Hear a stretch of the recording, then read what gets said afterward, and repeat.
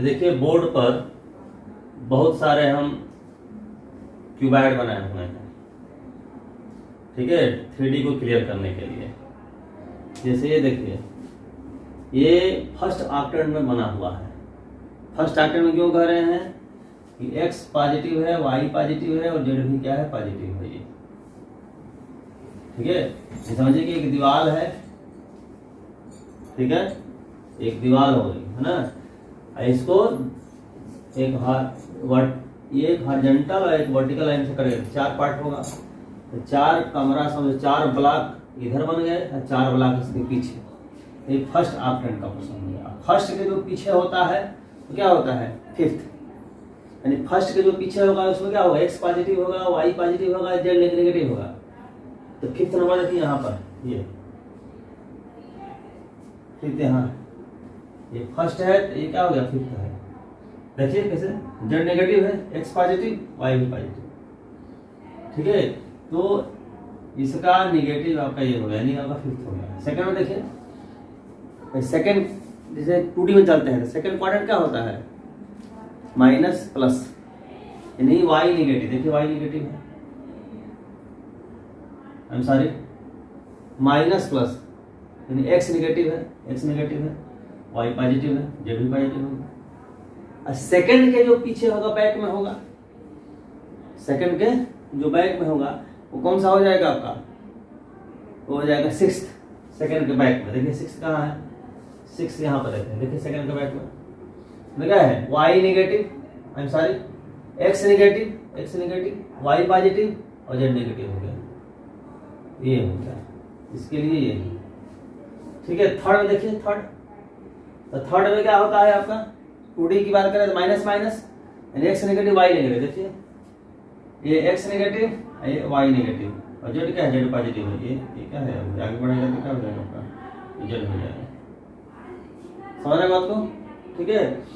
अब देखिए, अब इसके थर्ड के जो पीछे जाएगा क्या होगा, 7। तो देखिए 7th कौन है, इसके 7th हमारा कौन सा ये है, देखिए x नेगेटिव है, y नेगेटिव है, z नेगेटिव हो गया।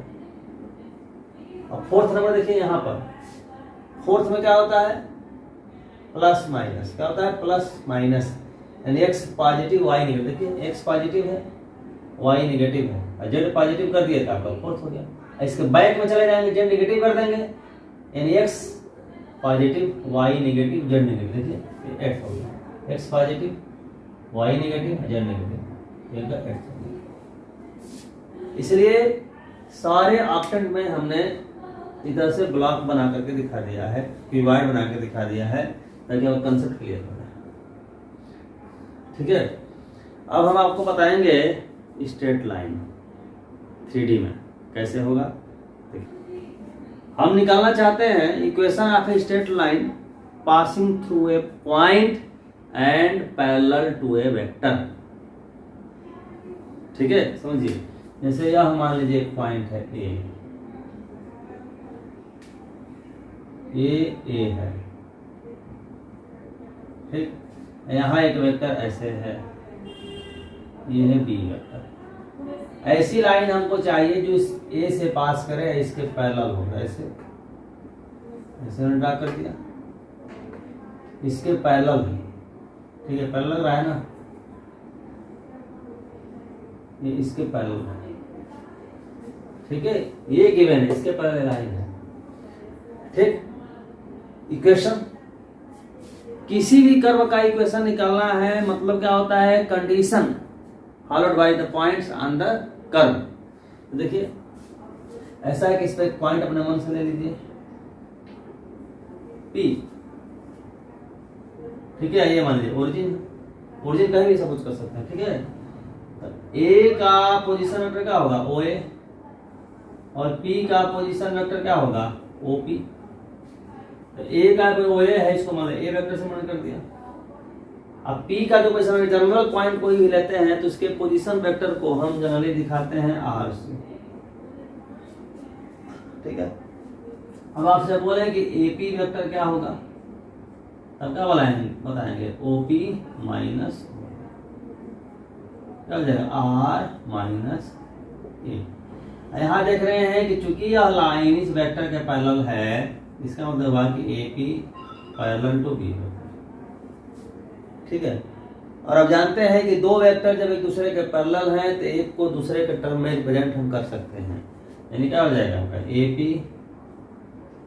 इज इक्वल टू लैम्डा, जहाँ लैम्डा कोई स्केलर है, और AP की वैल्यू क्या है R minus A.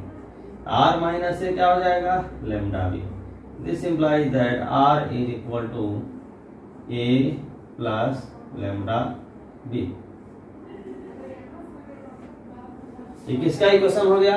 Equation of a straight line passing through a point A, माने ए कहने का मतलब क्या हुआ कि पॉइंट का पोजीशन वेक्टर है and parallel to a vector B. ठीक है, इसी का हम कार्टेशियन में बताएंगे अभी, ठीक ना। लेकिन इसके पहले एक जान लीजिए equation of a straight line passing through two points. ऐसे ये स्ट्रेट लाइन है, एक पॉइंट ए से पास करता है और किससे बी से पास करती है। ठीक, यहाँ मान लीजिए ओ से मिला दिया, वो ए वेक्टर, वो ए वेक्टर। मान लीजिए इसका पोजीशन वेक्टर आपका ए है, ये आपका यही जैसा कि बताए थे। इक्वेशन कहने का अर्थ आपका क्या हुआ? Condition followed by the points on the curve. इस पर एक पॉइंट ले लेंगे, कहीं भी ले लेंगे पॉइंट, यहाँ लीजिए, यहाँ लीजिए, यहाँ लीजिए, कहीं भी लीजिए, जहाँ मर्जी वहाँ लीजिए। मान यहाँ ले लेते हैं,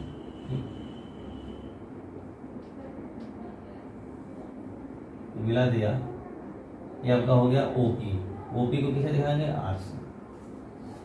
ठीक, यहाँ वैसे ही कर रहे हैं आपका AP vector is equal to OP minus O A is equal to r minus a, और ए बी वेक्टर की बात करेंगे क्या हो जाएगा? O B minus O A is equal to b minus a.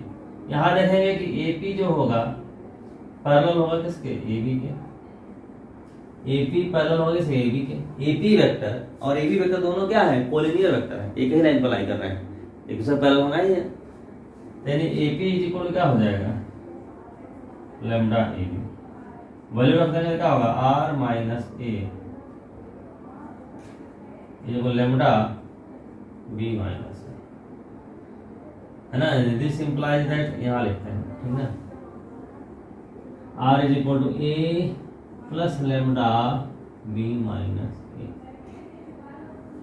देखने में ठीक है, सही दिख रही है। ए प्लस लैम्डा भी है यहाँ, ए plus lambda B minus a. यहाँ बी क्या है? बी जो है लाइन के पैरेलल वेक्टर है। यहाँ पर बी क्या है? लाइन पर लाई करने वाले किसी पॉइंट का पोजीशन वेक्टर है।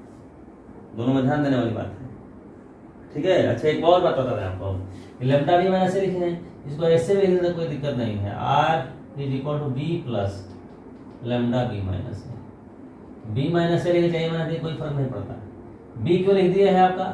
जिस तरीके से यह लाइन जो है पॉइंट ए से पास करे वैसे ही बी से ही पास करे, तो बी के क्रम में भी कर सकते हैं।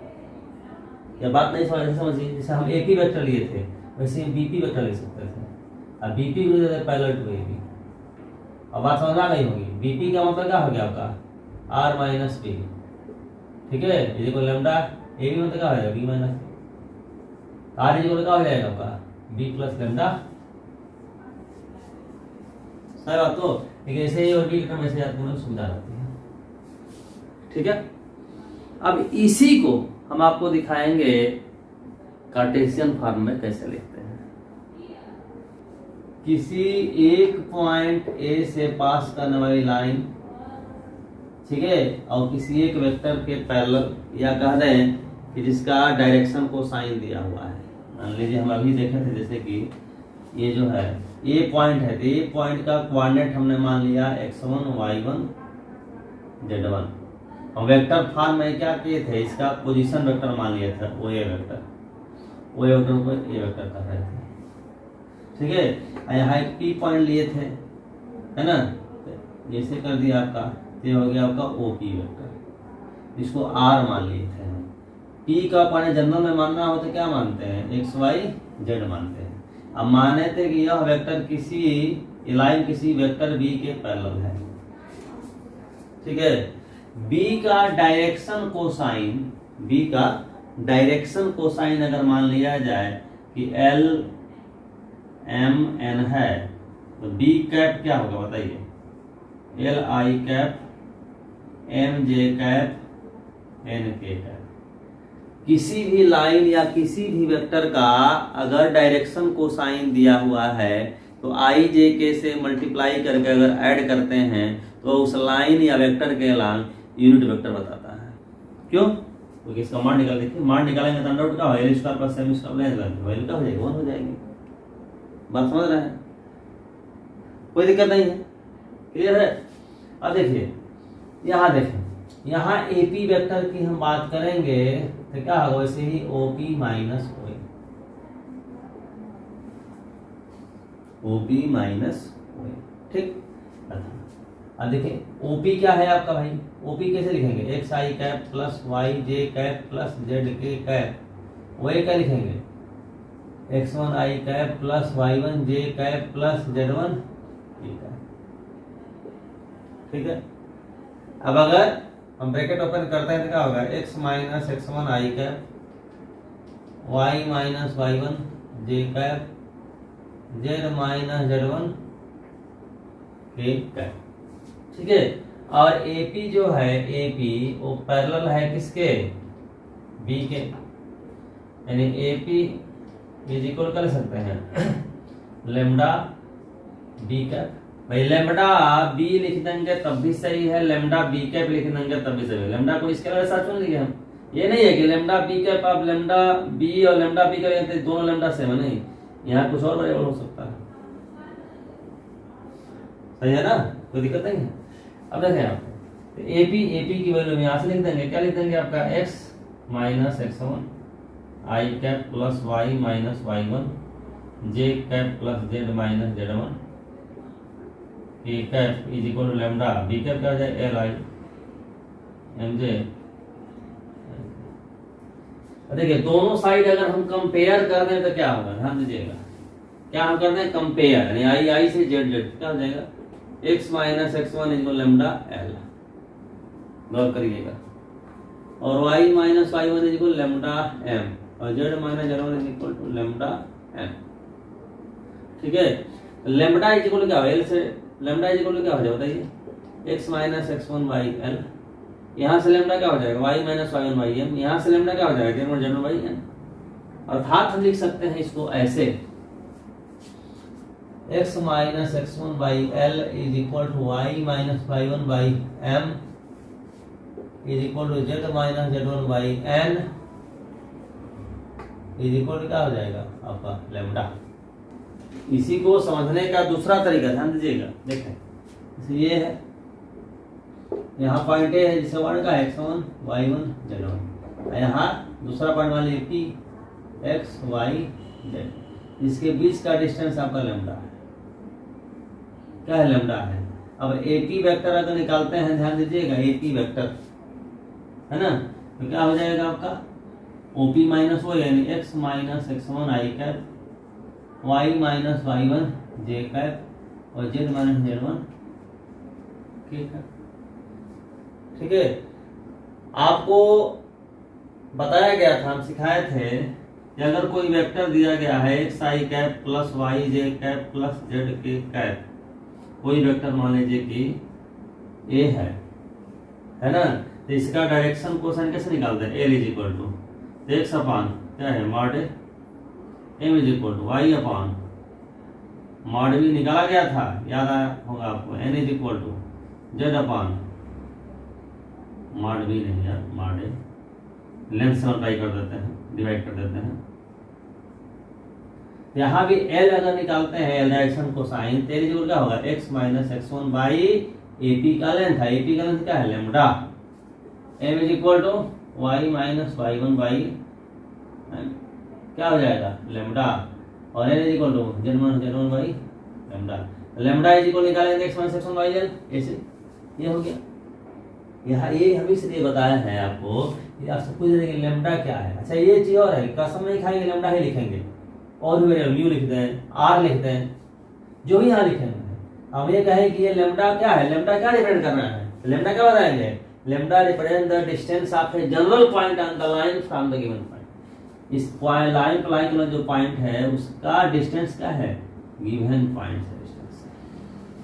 ठीक, इतना समझ गए। अब इसी को कहा जाए आपका कि 2 पॉइंट से पास करने वाली लाइन का इक्वेशन निकालिए, 2 पॉइंट से पास करने वाली लाइन का इक्वेशन, या दूसरे तरीके से भी समझिए, एक और बढ़िया बता रहे हैं आपको। मान लीजिए इसका डायरेक्शन रेशियो ABC है। क्या है डायरेक्शन रेशियो ABC? मतलब क्या हो जाएगा आपका, यानी L/M/N इज इक्वल टू क्या है, A/B/C। ABC मान लीजिए डायरेक्शन रेशियो है, तो L क्या होगा, L इज इक्वल टू क्या हो जाएगा, L प्रोपोर्शनल टू A या A proportional to L, M proportional to क्या हो जाएगा, B, और N प्रोपोर्शनल टू क्या हो जाएगा, C। या लिख सकते हैं L को लिख सकते हैं A के, K कोई अब कांस्टेंट है, M को लिख सकते हैं B के, और N को लिख सकते हैं C के। ठीक, ये वैल्यू अगर यहाँ पुट करेंगे तो क्या हो जाएगा, x minus x1 by A के, y minus y1 by B के, और z minus z1 by C के इक्वल टू। ठीक, k से मल्टीप्लाई कर दें, k से मल्टीप्लाई कर देंगे तो यहाँ हो जाएगा लेमडा के, लेमडा के एक नया कांस्टेंट मान लेते हैं, मान लिया कि r, मान लिया कि r, और ABC का डायरेक्शन रेशियो। अब ABC डायरेक्शन रेशियो है तो यहाँ जो r, यहाँ हम बोले थे क्या होगा, लेमडा क्या डिपेंड करता है, distance of a general point on the line from the given point on the line, given point general point का डिस्टेंस। लेकिन अगर ये डायरेक्शन रेशियो हो गया तो r जो है क्या है, डिस्टेंस नहीं बताएगा, क्या डिपेंड करेगा, कहेंगे कि ओनली पैरामीटर। r क्या बोले, यहाँ पैरामीटर यहाँ भी बोलते हैं, लेकिन पैरामीटर के साथ साथ ये क्या है आपका, यह जो है डिपेंड करता है डिस्टेंस, लेकिन यहाँ केवल क्या होगा, पैरामीटर होगा। अच्छा, दिमाग में और बात आ रही है आपकी कि पैरामीटर क्या होता है। पैरामीटर आपका ये होता है कि जो भी इक्वेशन लिखे हैं वो क्या है, एक्स वाई जेड के टर्म लिखे, यानी वेरिएबल 3 है, एक्स वाई और जेड। यदि तीनों वेरिएबल को किसी एक ही वेरिएबल के टर्म में रिप्रेजेंट किया जाए तो उस वेरिएबल को बोलते हैं पैरामीटर। जैसे कि देखिए, जैसे कि यहाँ से x minus x1 is equal क्या हो जाएगा, लेमडा l, तो x इज इक्वल क्या हो जाएगा, x1 प्लस लेमडा। भाई x1 के बारे में हमको पता है, l के बारे में लेमडा पर नहीं पता है, मैंने x को रिप्रेजेंट किया किसके टर्म में, लेमडा के टर्म में, लेमडा वेरिएबल है।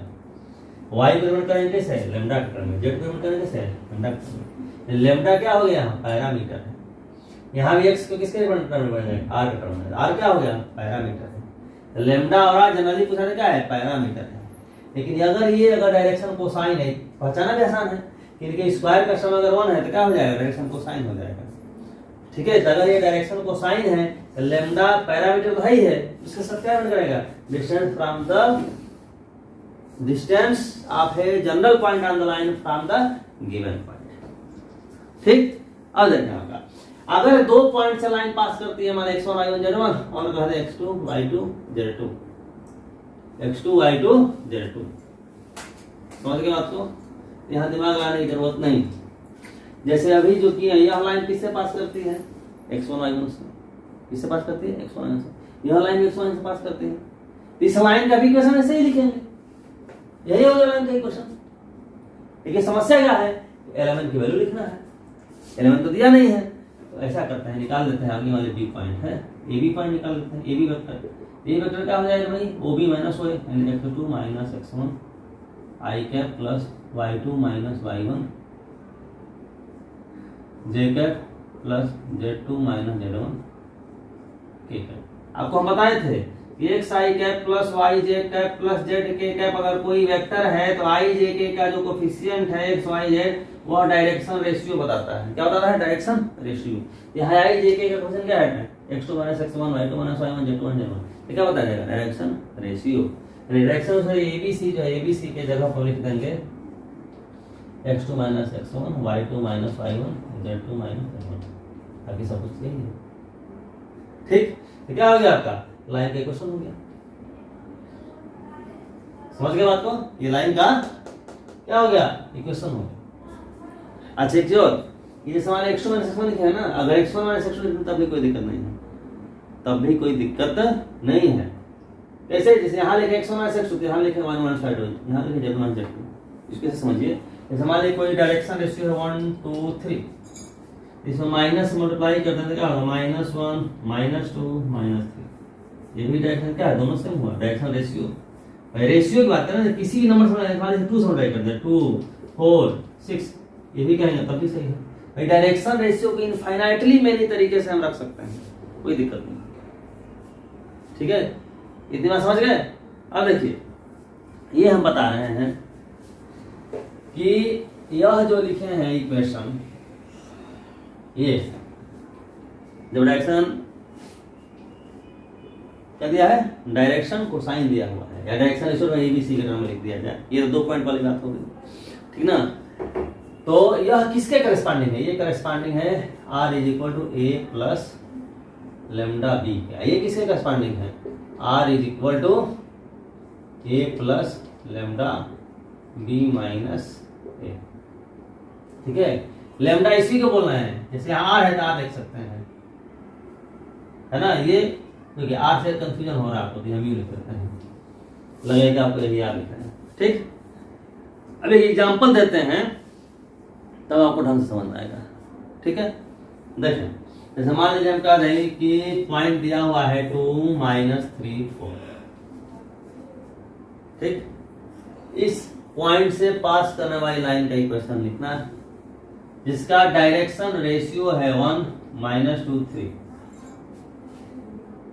ठीक, तो कैसे लिखेंगे, इसको बोलते हैं कार्टेशियन फॉर्म। किसको क्या बोलते हैं, कार्टेशियन फॉर्म। तो कैसे लिखेंगे, x माइनस x1 यानी 2 डिवाइडेड बाई क्या है आपका, ये direction 1 is equal to y minus y plus 3 divided by direction ratio -2 z minus 4 divided by क्या हो जाएगा 3 इज इक्वल लेमडा लिखिए, r लिखिए, तो लेमडा का है पैरामीटर।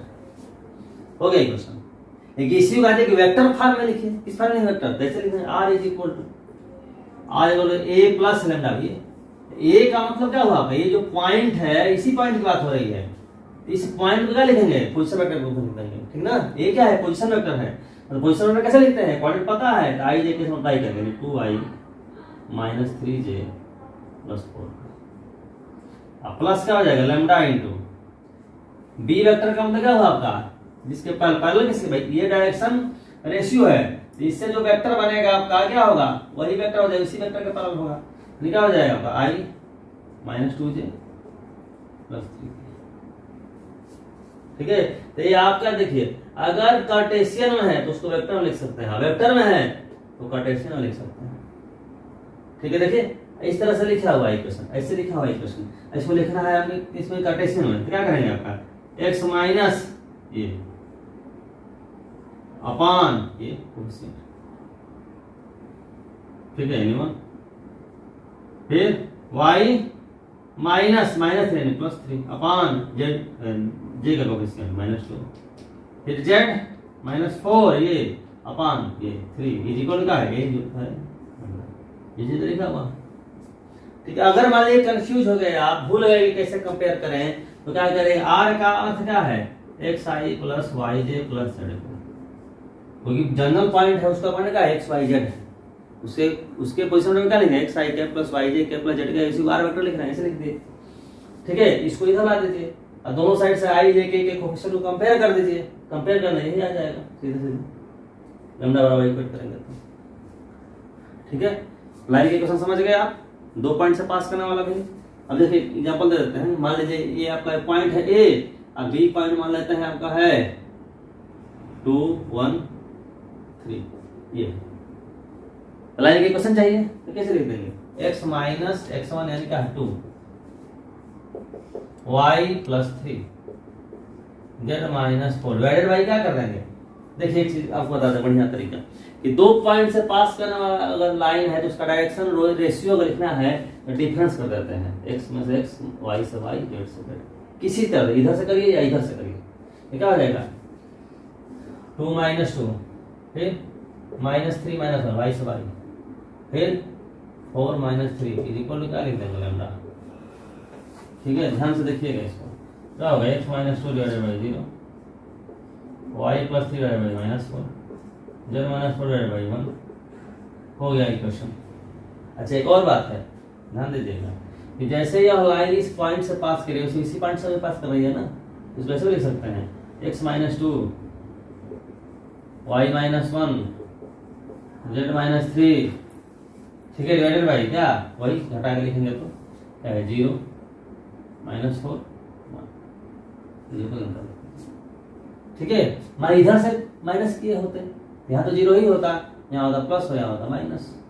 जो लिखे नीचे उसमें माइनस अप्लाई कर दीजिए, दूसरा वाला फॉर्म आ जाएगा।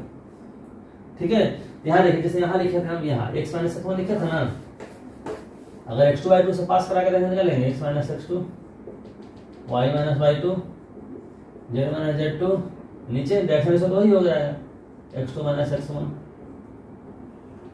y2 minus y1 z2 minus z1। यहाँ x2 माइनस x1 लिखे चाहे x1 माइनस x2 लिखे, बात सेम है। लेकिन यहाँ अगर लिखते हैं x1 माइनस x2, यहाँ लिखना y माइनस y2, यहाँ लिखना z1 माइनस z2। ठीक है, और हमें लगता है कि लाइन में कोई दिक्कत नहीं होनी चाहिए। ठीक है, अब देखिए, अब बताएंगे आपको कि दो लाइन अगर गिवन है तो उनके बीच का एंगल कैसे निकालेंगे हम। एंगल देखिए, दो लाइन के क्वेश्चन लिखा गया है बोर्ड पर। ये तो यह लाइन जो है इस पॉइंट से पास करती है, इस वेक्टर के पैरेलल है, ये इस वेक्टर के पैरेलल है। तो लाइन के बीच का एंगल मतलब हुआ कि दोनों वेक्टर के बीच का एंगल निकाल, दोनों वेक्टर के बीच का एंगल, यानी b1 b2 के बीच का एंगल कैसे निकालेंगे। b1 डॉट b2 करिए, तो b1 डॉट b2 करेंगे तो क्या हो जाएगा आपका, mod b1 mod b2 cos theta, यानी cos थीटा क्या हो जाएगा, b1 dot b2 upon mod b1 हो गया है। तो theta equal to cos inverse, ये हमारी इक्वेशन ऐसे नहीं, ऐसे होता x minus x1 by L1 y minus y1 by M1 z minus z1 by N1 is equal to lambda. यहाँ होता है x minus x2 by L2 y minus y2 by M2 और z minus z2 by N2 is equal to mu. बीच का angle हमेशा क्या होगा, जिस वेक्टर का पैरेलल है, या इस लाइन का डायरेक्शन को L1 M1 N1 L2 M2 N2। ठीक है, तो अगर वेक्टर के फॉर्म में इसको लिखेंगे तो क्या होगा, L1 I M1 J N1 K। ये क्या डिपेंड करेगा, इस लाइन के अलोंग यूनिट वेक्टर। ऐसे ही इसे लिखेंगे तो L2 I cap M2 J cap और Z2 K कैप। ठीक, ये क्या डिपेंड करेगा, इस लाइन के अलोंग यूनिट वेक्टर। ठीक, ये करेगा आपका। तो इनके बीच का एंगल निकालना है, मतलब क्या, इनका डॉट प्रोडक्ट यहाँ दिया हुआ है cos theta is equal to क्या, दोनों का डॉट करेंगे तो क्या होगा, L1 L2 plus M1 M2 plus N1 N2 upon क्या है, दोनों का मॉड, इसका मॉड 1 हो जाएगा, इसका मॉड 1 हो जाएगा, बस यही होगा। सही है, कोई दिक्कत नहीं। ठीक, तो ये हो जाएगा cos थीटा। दूसरी बात है दीजिए कि अगर यह जो है क्या है, ग्रेटर देन 0 है, cos थीटा अगर पॉजिटिव है तो एंगल क्या हो जाएगा, एक्यूट। cos थीटा अगर नेगेटिव है तो एंगल क्या हो जाएगा, ऑब्ट्यूज। लेकिन लाइन में एक विशेष बात आपको बता दें हम, ये लाइन है, ये लाइन, ये एंगल थीटा है, इधर की एंगल क्या हो जाएगी 180 माइनस थीटा, ये एंगल क्या हो जाएगी 180 माइनस थीटा। चौथा ढंग समझिए, जैसे मान लें तो देखिए 30 डिग्री है, तो ये भी क्या होगा 30 डिग्री, ये करेंगे तो क्या होगा 150 डिग्री, ये करेंगे क्या 150 डिग्री। अब जरा सोचिए, बताइए कि दोनों लाइन के बीच का एंगल 30 कहेंगे तो गलत होगा कि सही होगा, तो आंसर क्या होगा, सही होगा।